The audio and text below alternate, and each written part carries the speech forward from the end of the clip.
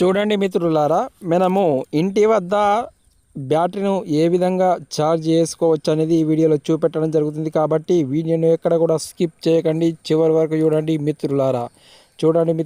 మనం బ్యాటరీకి ఉన్నటువంటి పిన్నును ఈ బ్యాటరీకి ఉన్నటువంటి పిన్నుకు మనం ఛార్జర్ నుండి వచ్చే పిన్నును అటాచ్ చేయాలి మిత్రులారా.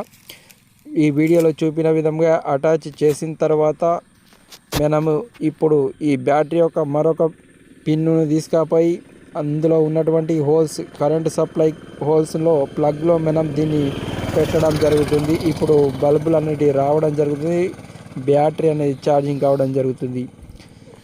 ఎలక్ట్రిక్ స్కూటీకి ఉండే రిమూవల్ బ్యాటరీ ఫిక్స్డ్ బ్యాటరీ కాదండి, కేవలం రిమూవల్ బ్యాటరీ మాత్రమే. దాని కనెక్టర్ను తీసివేసి బ్యాటరీని మనం ఇంటి లోపలికి తీసుకువచ్చుకొని లేదంటే అపార్ట్మెంట్స్లోకి తీసుకువెళ్ళుకొని మనం బ్యాటరీ అనేది ఛార్జ్ చేసుకోవచ్చు. మొత్తానికి కూల్ ప్రదేశంలో ఛార్జ్ చేయండి.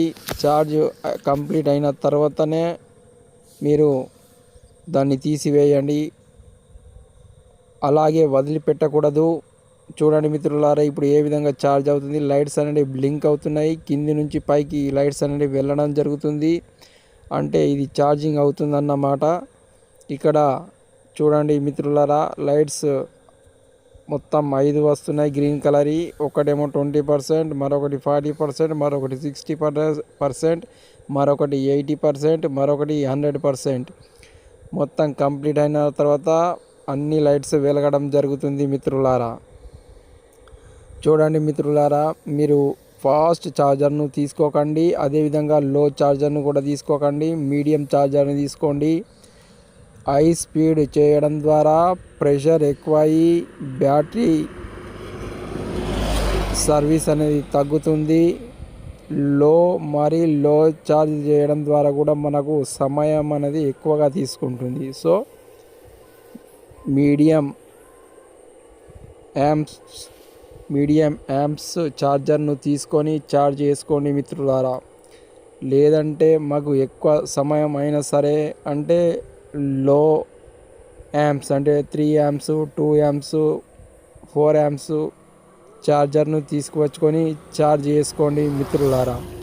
ఎక్కువ సమయం పట్టినప్పటికీ ఎక్కువ రోజులు బ్యాటరీ అనేది సర్వీస్ అనేది రావడం జరుగుతుంది మిత్రులారా. అదే మీరు ఎక్కువ యాంపియర్స్ కలిగినటువంటి ఛార్జర్ను తీసుకున్నట్టయితే,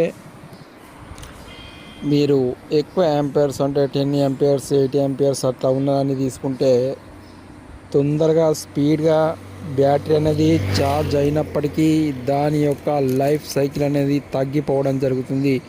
కావున మీరు మీడియం ఛార్జర్స్ లేదంటే స్లో ఛార్జర్సే వాడండి. స్లో ఛార్జర్స్కు ఎక్కువ సమయం అవుతుంది. Please like, share and subscribe my YouTube channel.